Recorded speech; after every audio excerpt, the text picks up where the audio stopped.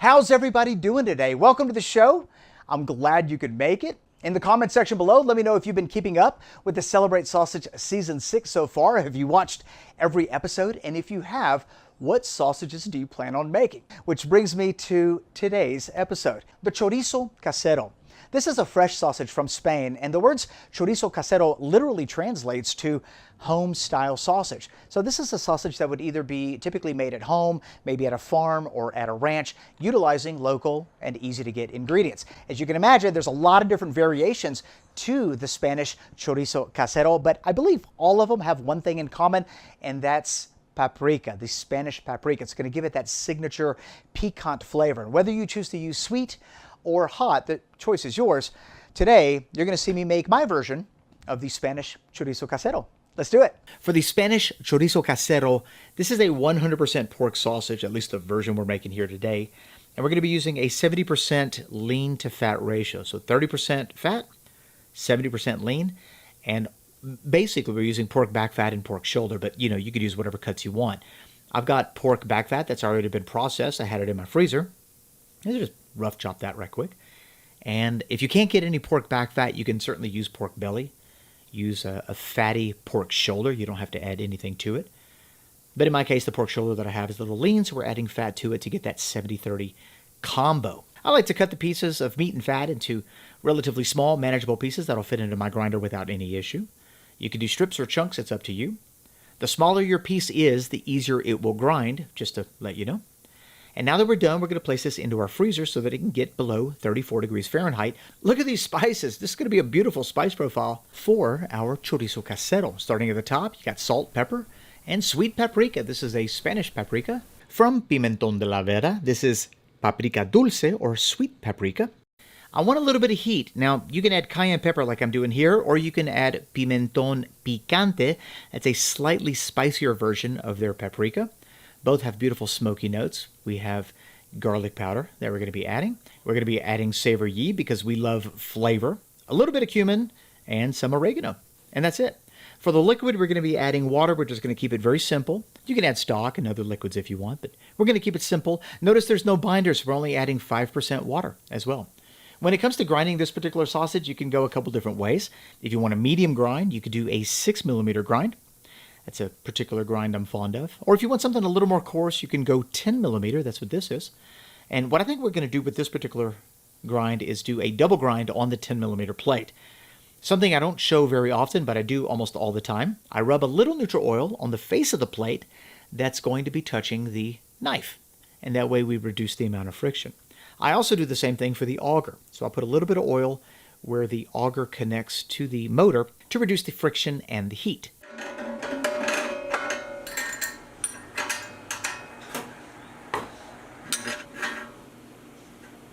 Meat just came out of the freezer, and as you can see here, it's firm, but still has a bit of a give to it. What's our temperature? We're looking for under 34, and we're at 32 there. Let's check this piece. 31. Okay, no problem. Got to check the fat. 29. Okay, I don't have a problem with any of that, as long as it's not rock solid. It should have a little bit of press to it, a little give. If it does, you should be fine. If it's rock solid, your grinder will shave your meat instead of grinding it, and you are 100% certain to get fat smear if that were to happen. So let's grind it up.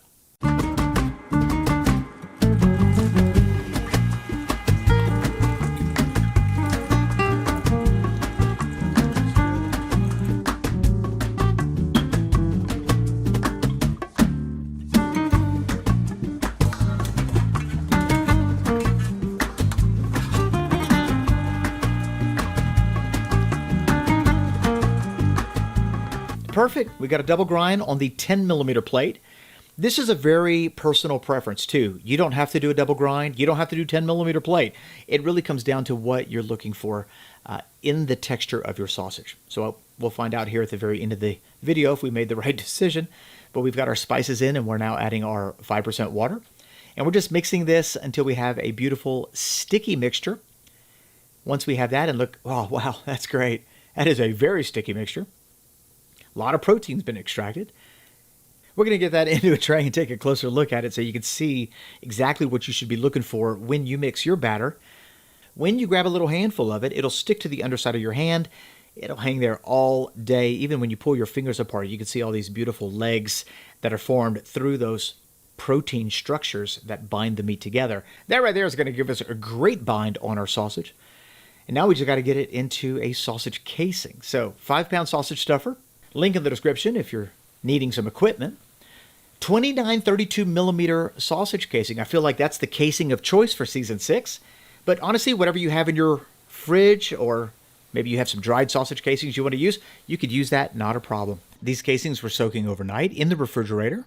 We put a little bit of that water in the casing and a little bit of that water on the horn. And there's a little baking soda in that water to help alkalinize it. And all that does, that doesn't do anything for tenderness. All that does is it makes it slippery. It's going to get it on and off of that horn very easy. And if you happen to get a knot, it makes removal of the knot super easy. So a little baking soda in the water with your casing, can't go wrong. For this sausage, we're going to probably do, 9 to 10 inch lengths, just like that. And then we're going to cut it. So we're going to create these like horseshoe type sausage links. And we're only making 1 kilo, so we're not going to get very many out of it. But you get the idea. So link number 2, 9-10 inches, nice and easy. We're just letting the casing be pulled off of the horn. In this case, I'm not worried about tightness or anything like that. And I'm going to see if we can get one more link out of this. I think we can. Let's see how this looks. Cool looking sausage so far. Down to the end of the wire. Perfect. Okay, I'm going to tie the ends of these sausages together in this horseshoe type pattern just to make sure that they don't open up and slip. And then I'm just going to take a piece of twine to secure that, because sometimes the casing itself can be a little slippery. But there we go. Nothing complex here. Let's go ahead and finish it up.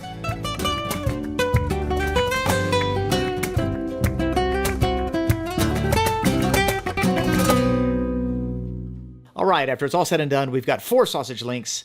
They look absolutely beautiful. They smell great. I love that paprika forward sausage, so I'm really excited to give these a taste. Little prick to make sure we have no air pockets.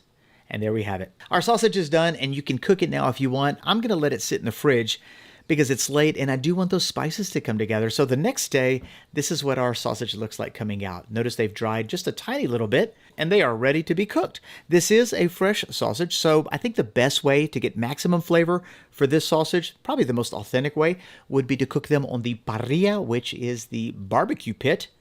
Let's do it. We've got the Kamado Joe fired up for this Spanish Chorizo Casero. I'm going to be adding a little wood, kiss of smoke for this sausage, totally optional. The wood that I'm adding is orange wood, but whatever wood you want to add, if you even want to add wood. How many times can we say wood in one sentence? The temp on our Joe is 300 degrees. We're looking for an internal of about 150. I cook these halfway, give them a flip. Notice that I've got my grating really low. It's pretty close to the fire, to the heat source in this one. Give us some beautiful color.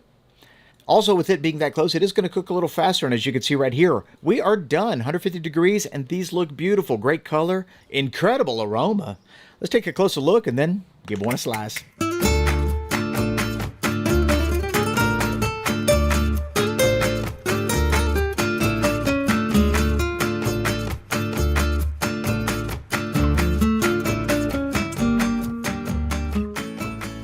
All right, we got the Spanish Chorizo Casero. This is the home-style sausage from Spain.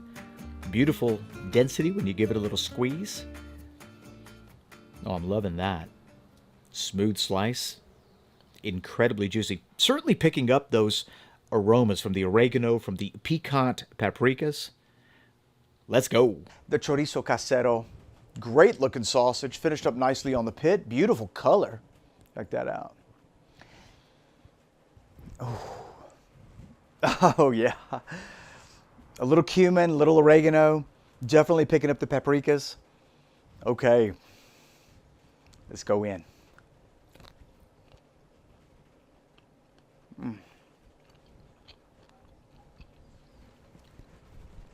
Wow, that's good. I'm loving that fresh sort of home vibe that it's giving, like a very rustic homemade sausage. You've got that medium to coarse grind.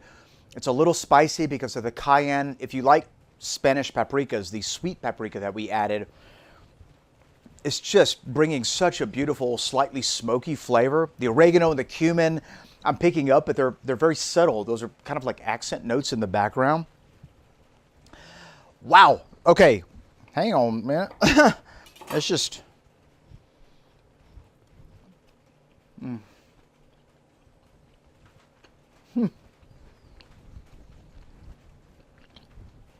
That's delicious.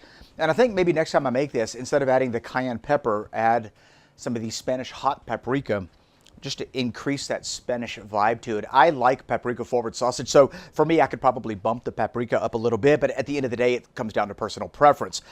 A little bit of that smoke flavor coming through as well. Not a lot though, it's very subtle. We cook these pretty hot and pretty quick. I think next time we'll reduce the temperature of the grill to like 250, or heck, even just hang them just like this in the smoker and increase that smoke flavor. I think that would be absolutely delicious for this sausage. Either way you choose to cook it, the flavor of the sausage itself is absolutely amazing, and I hope you get a chance to make it. I'm going to put a recipe link in the description box below for this sausage, the Spanish Chorizo Casero. That's all I got for you today, folks. Thanks a lot for watching. If you enjoyed today's episode on the Spanish Chorizo Casero, be sure to give this video a thumbs up. And if you have any questions about the process, leave them in the comment section. If you're new to this channel and this is the first video that you've seen from me, let me say welcome. We are in the middle of a month-long sausage celebration where we feature a brand new sausage making tutorial every day through the month of October, and you caught us right in the middle of it. I'm going to put a playlist right about here so you can get caught up. But if you're not already subscribed, please hit that subscribe button and that notification bell so you don't miss what's coming tomorrow, which is going to be absolutely amazing. Same time, same place, here on the Two Guys in a Cooler channel. We'll see you then. Bye-bye. Oh, look at the texture of that meat. Beautiful grind on it too. Nice smooth slice, very well bound together.